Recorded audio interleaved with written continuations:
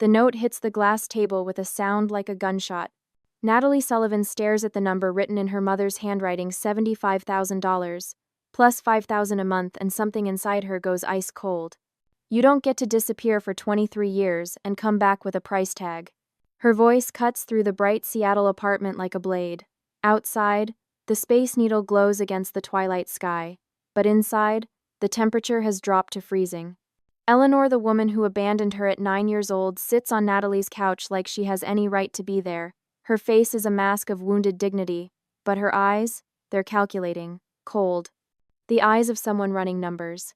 Beside her sits Noah, 20 years old, designer hoodie, expensive sneakers, scrolling through his phone like this is all beneath him. Natalie's half-brother. A stranger she only knows from blurry Facebook photos and the sick feeling in her stomach every time his perfect life appears on her feed. Natalie, don't be dramatic. Eleanor's voice is syrup over poison. I'm still your mother. After everything I've been through, the least you can do is help your family. Family. The word tastes like battery acid. Natalie is 32 years old now, a senior data analyst at one of Seattle's top tech firms. She pulls 6 figures, lives in a high-rise in Capitol Hill, built herself from nothing. From the 9-year-old girl who came home from school to find her mother's closet empty and a note on the kitchen counter, I can't do this anymore. 23 years, no calls, no birthday cards, no explanation. And now this, how did you even find me? Natalie asks, though she already knows the answer is going to make her sick. Eleanor has the audacity to smile. Your father's email. It wasn't hard to get into. Michael's always been careless with passwords. I saw the salary increase notification from your company. Congratulations, by the way. You're doing very well for yourself. The room spins. Her father, Michael, the man who raised her alone, who worked 2 jobs to keep her fed, who never once made her feel like a burden, hacked, violated, by the woman who destroyed him. You hacked Dad's email.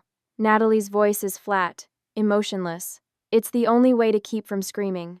Don't be so melodramatic. I just needed to know if you could afford to help. Eleanor leans forward, her hands clasped like she's praying.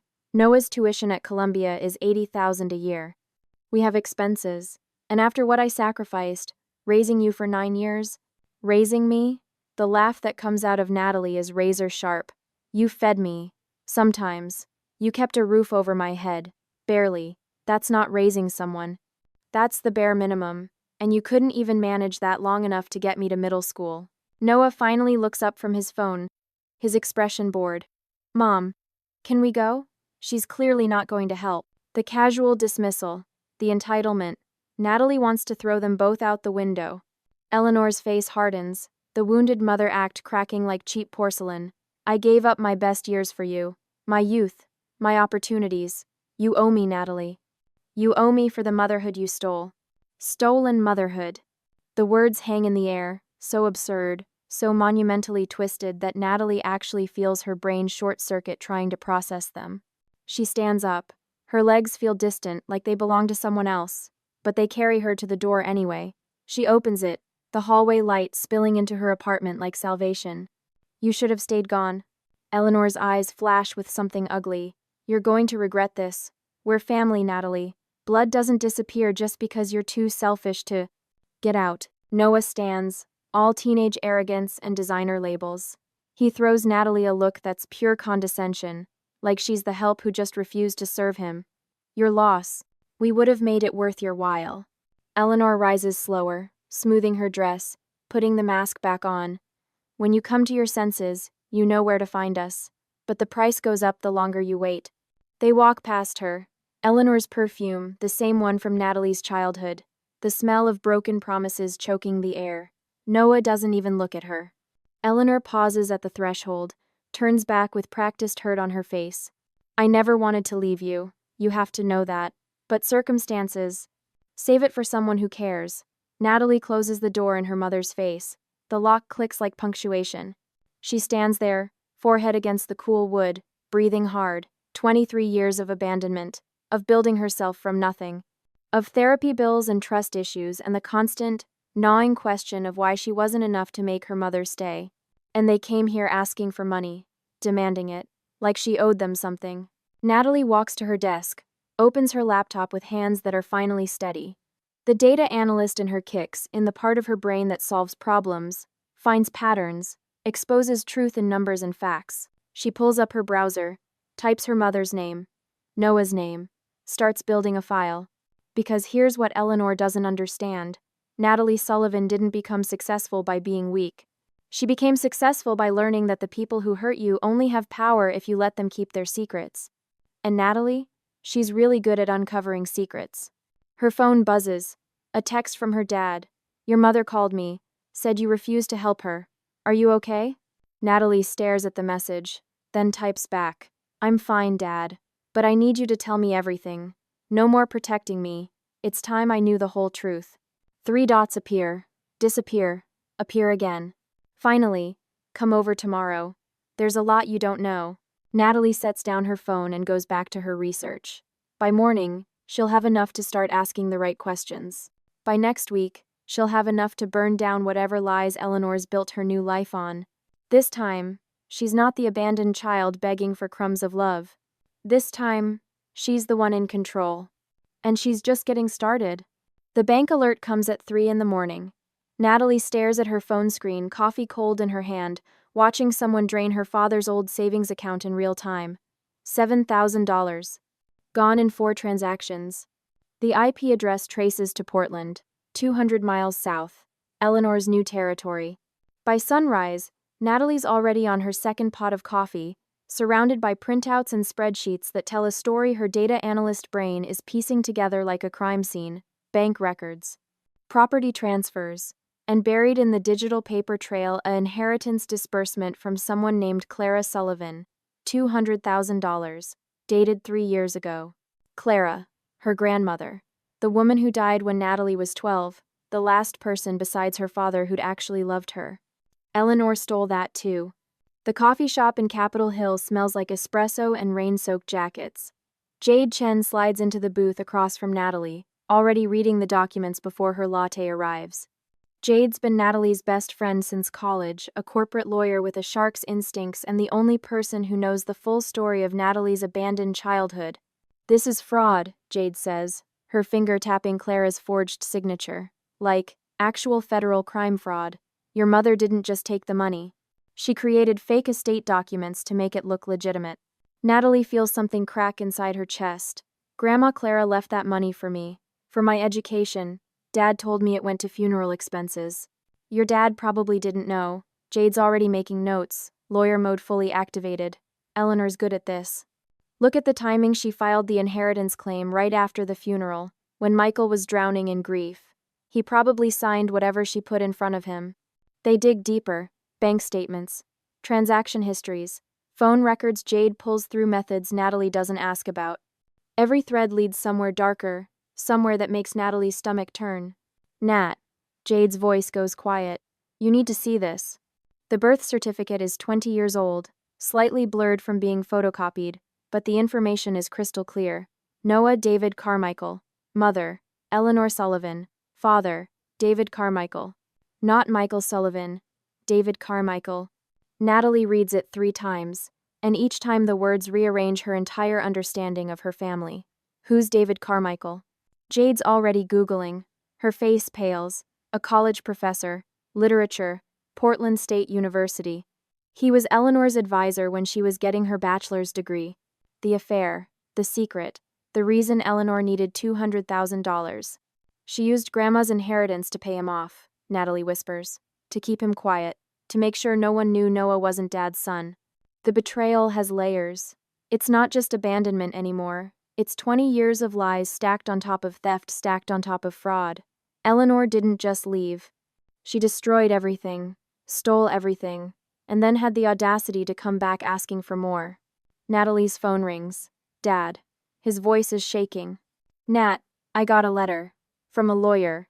Eleanor's suing me for financial neglect. She's claiming I abandoned my family, that I owe her and Noah back support. 20 years of it. Natalie can't breathe. The coffee shop tilts. Dad, where are you? Home. Can you come over? I need to tell you something.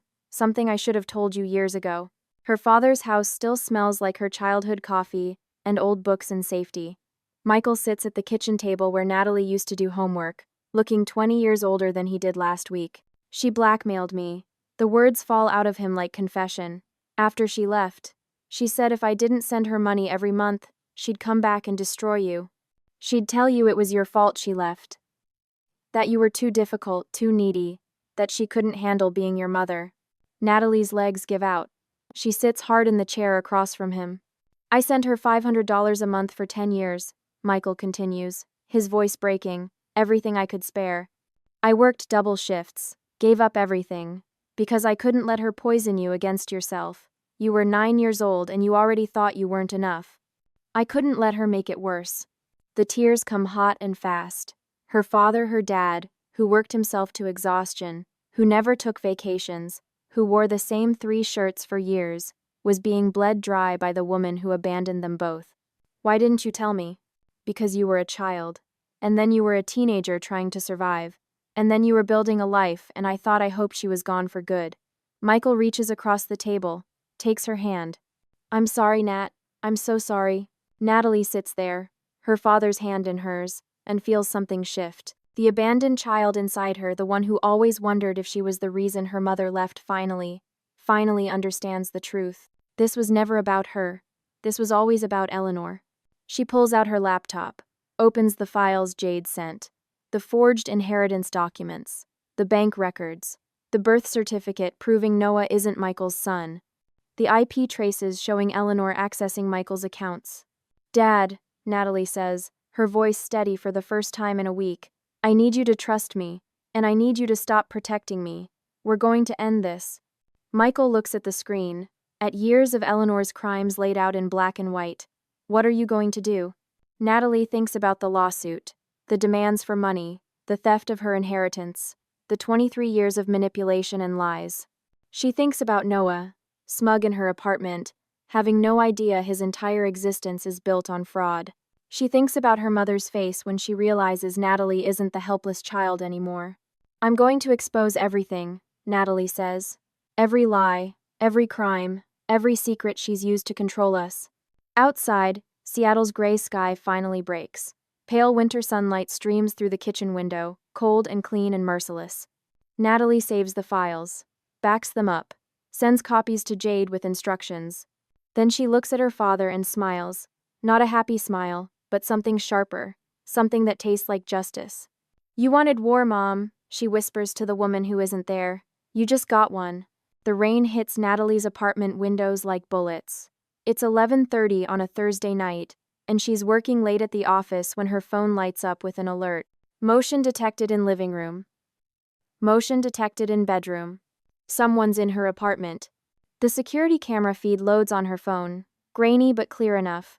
2 figures moving through her space, opening drawers, rifling through her desk. Eleanor's blonde hair catches the lamplight. Noah's hoodie is soaked from the rain. They're searching for something. The inheritance documents, probably.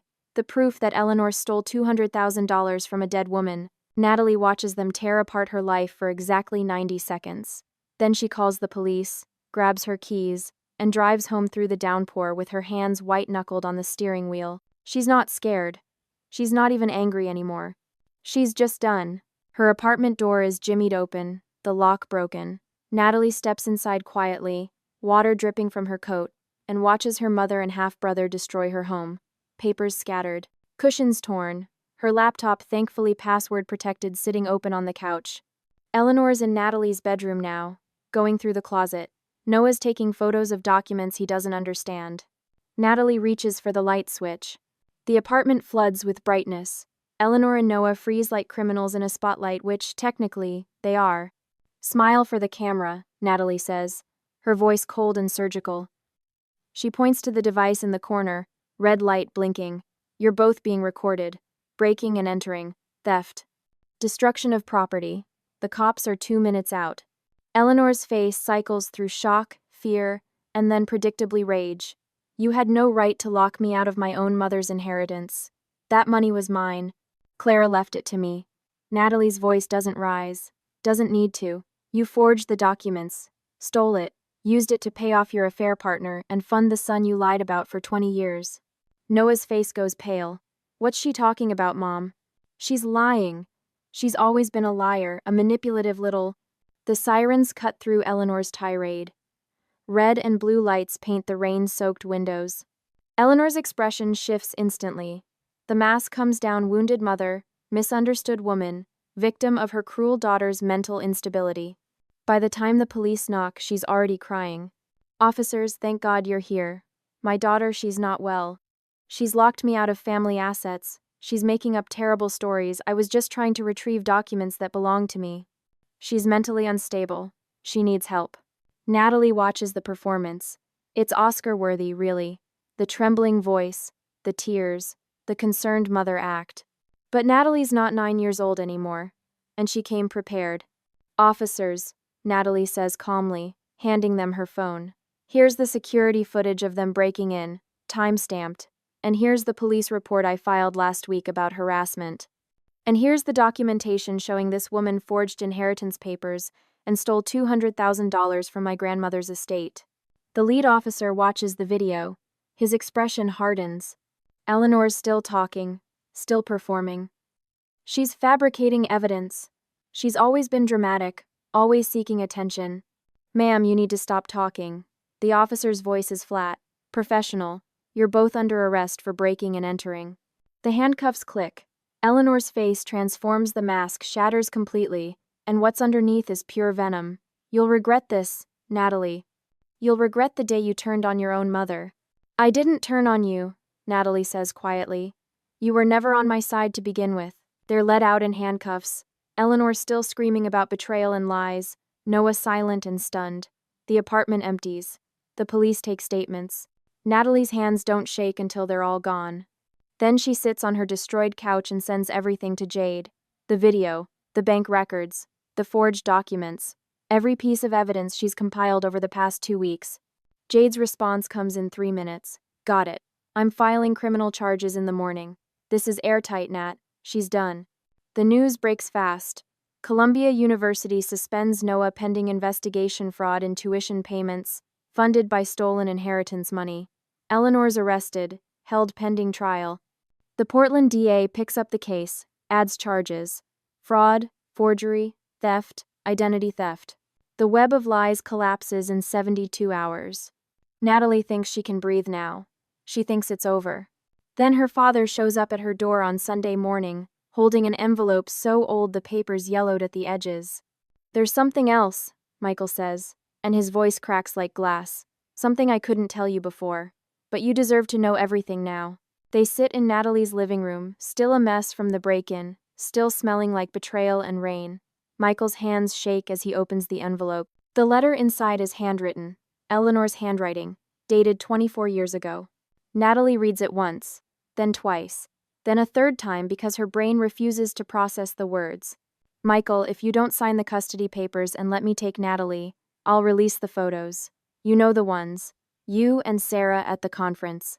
Your boss's wife. The company will fire you. Margaret will divorce you. You'll lose everything. Sign the papers. Let me have full custody, or I'll destroy you. The room tilts. Dad? Michael's crying now, tears streaming down his face. I had an affair. One time. A conference in Portland. I was stupid. Drunk. Horrible. Eleanor found out. She used it to force me to sign custody papers giving her full legal rights.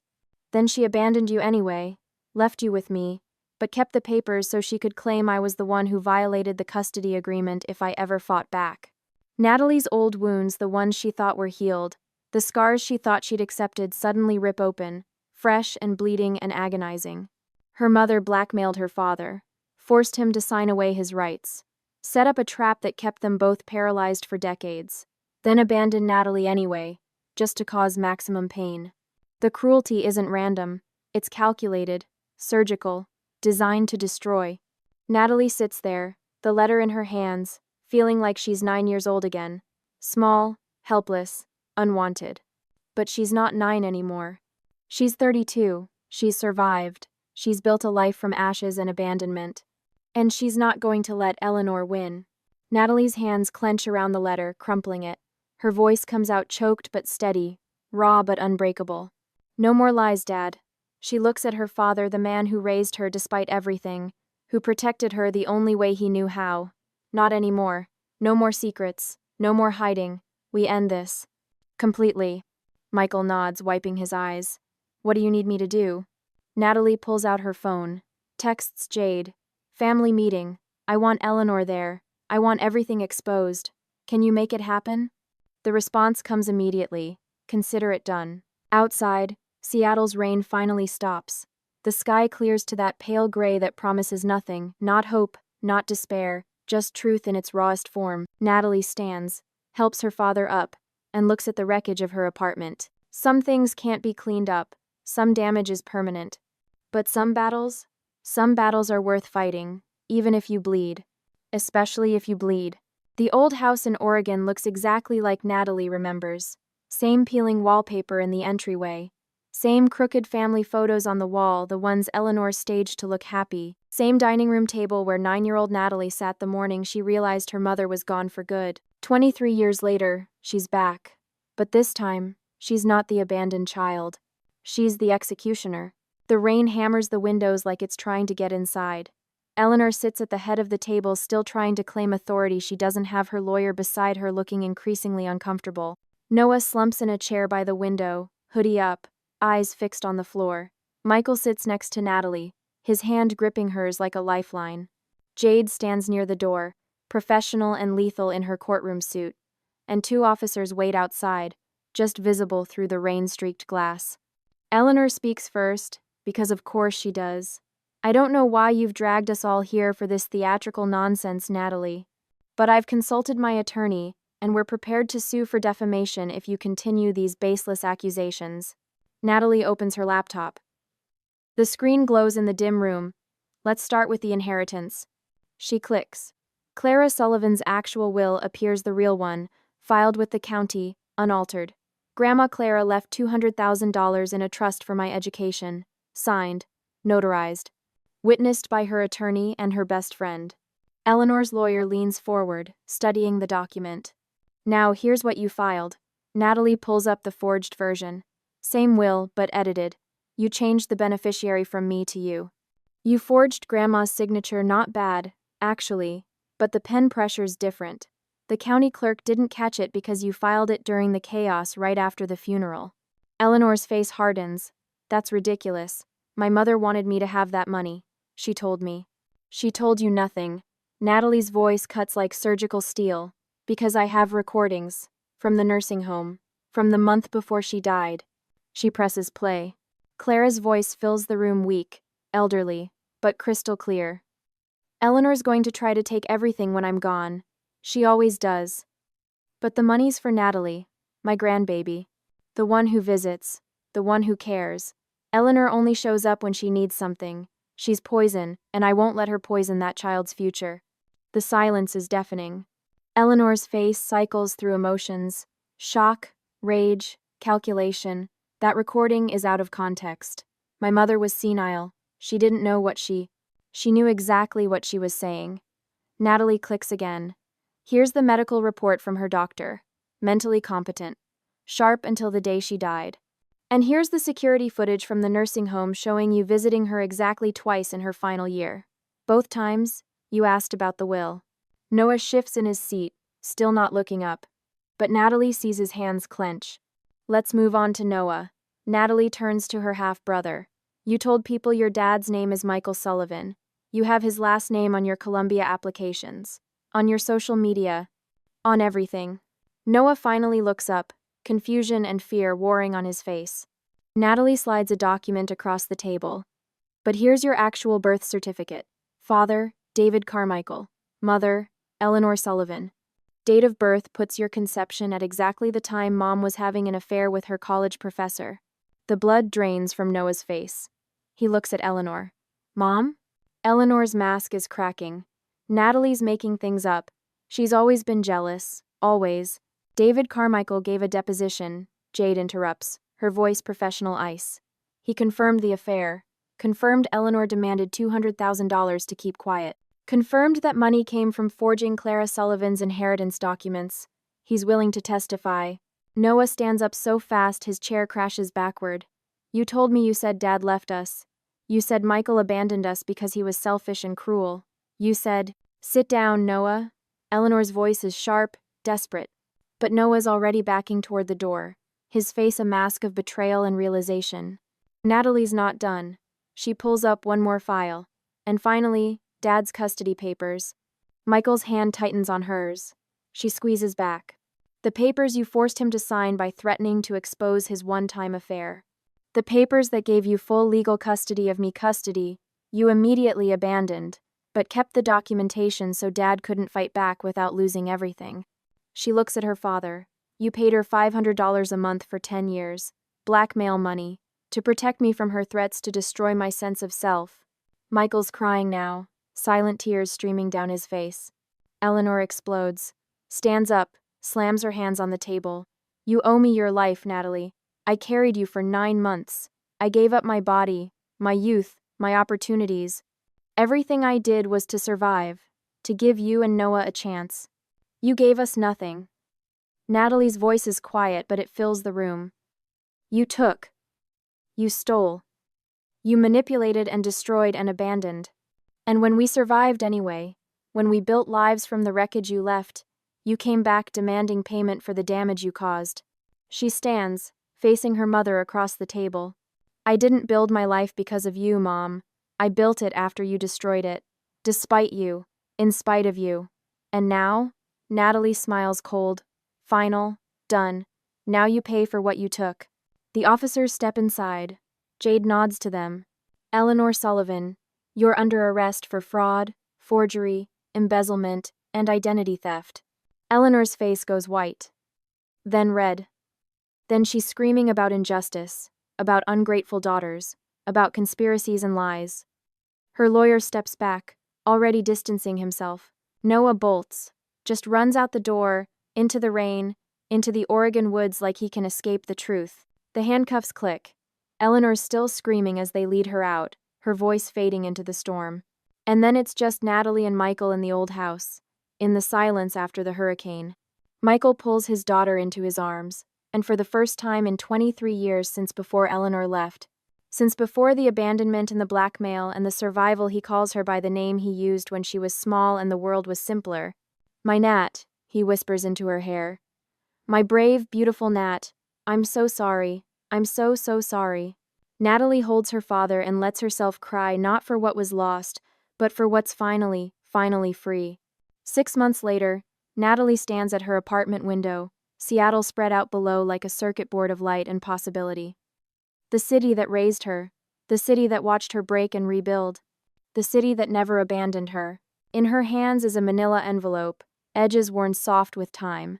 Clara's attorney delivered it this morning, the final piece of her grandmother's estate. Not the forged documents Eleanor created. The real ones. The ones Clara kept hidden in a safety deposit box with specific instructions. Only give this to Natalie after the truth comes out. Inside, there's a letter in Clara's careful handwriting.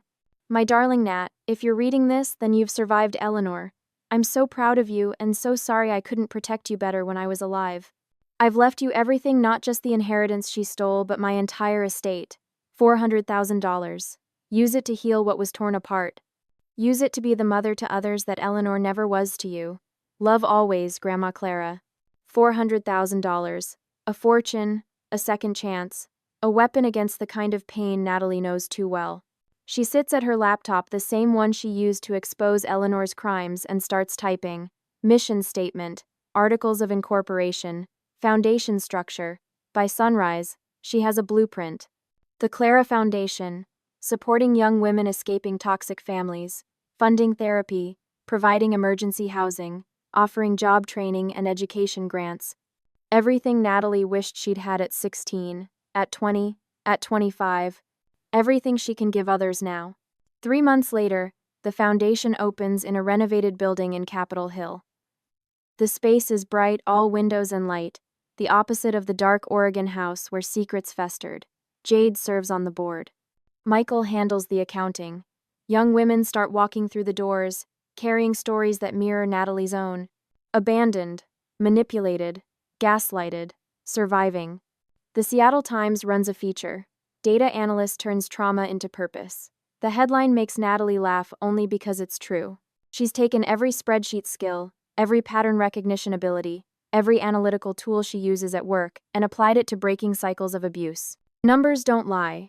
Data doesn't gaslight. And Natalie's very good at finding patterns others miss. Eleanor's trial happens in Portland. Natalie doesn't attend. She reads the verdict in a text from the prosecutor. Guilty on all counts. 5 years. Restitution ordered. The stolen inheritance returned with interest. Noah sends one email. Just one. I'm sorry I didn't see it sooner. I'm sorry I was part of it. I'm in therapy now, trying to understand.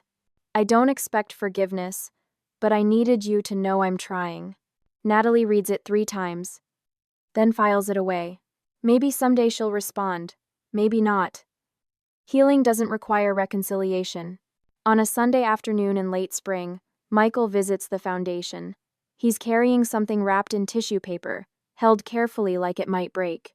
I found this in the attic, he says, setting it on Natalie's desk. Thought you should have it. She unwraps it slowly. A photograph, 8 by 10, slightly faded. Natalie at 8 years old, gap-toothed and grinning, sitting on Eleanor's lap. Eleanor's smiling too, and it looks real. Before the abandonment, before the cruelty, before everything shattered. Natalie stares at the little girl in the photo. That child had no idea what was coming. No idea that in 1 year her mother would vanish. That she'd spend decades wondering if she was enough. You okay, Nat? She traces the edge of the frame with her finger. I don't hate her anymore, she says softly. The words surprise her, but they're true. The hate was exhausting. It was like carrying her around with me everywhere. And I'm tired of giving her space in my life. Michael sits down across from her. That's very mature of you. It's not forgiveness, Natalie clarifies. It's not reconciliation. It's just release.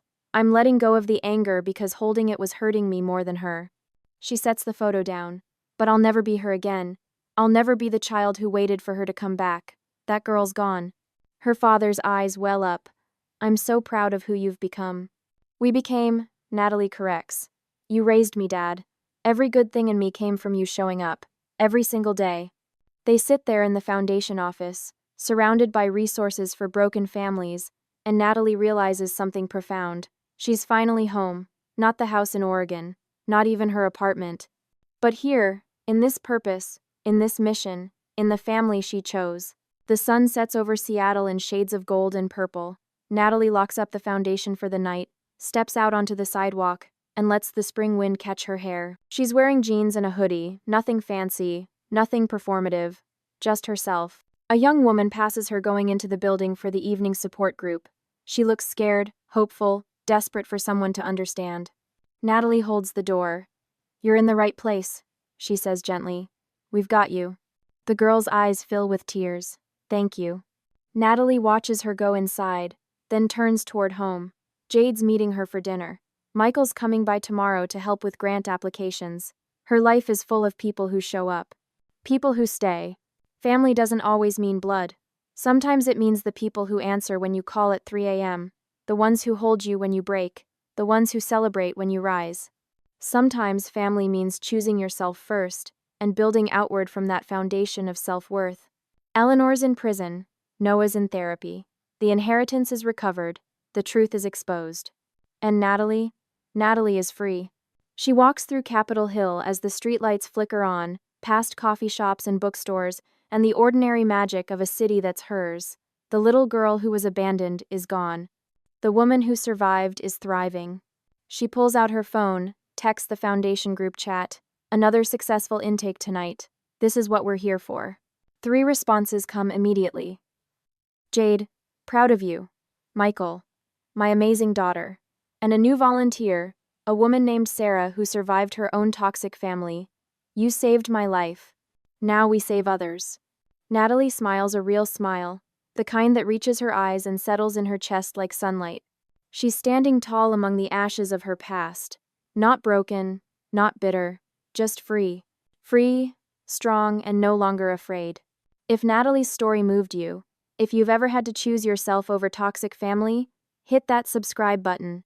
Share this with someone who needs to hear that survival is possible, that justice exists, and that the family you choose can be stronger than the one you're born into. Your story isn't over. Neither is Natalie's work, and neither is the fight for every person still waiting to be free.